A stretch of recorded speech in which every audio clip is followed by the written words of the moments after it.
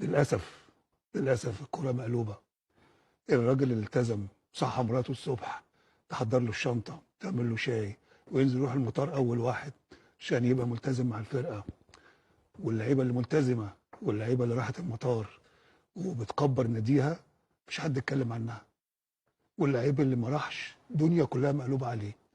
ده اعلان لكل لاعب في مصر، ارجوك اختلف، تمرد، اعمل اي حاجه عشان تبقى رقم واحد في مصر. مفيش حد من اعلى حد في الكوره في مصر لاقل حد في الكوره في مصر بيتكلم على واحد اتخلف.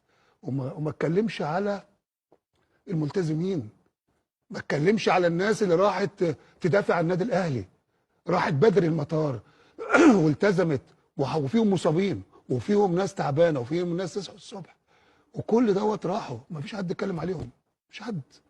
اوعى تلتزم، اوعى تلتزم في الكره المصريه، حقك هيضيع. انما هتتخلف تبقى جامد قوي ونجم مصر وكل الناس تتكلم عنك.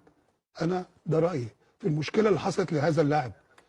انا بتكلم على اللاعب ما جاش ليه، مع السلامه. النادي الاهلي خد 40 كام دوري، 44 دوري من غير امام عاشور، 40 دوري من غير امام عاشور.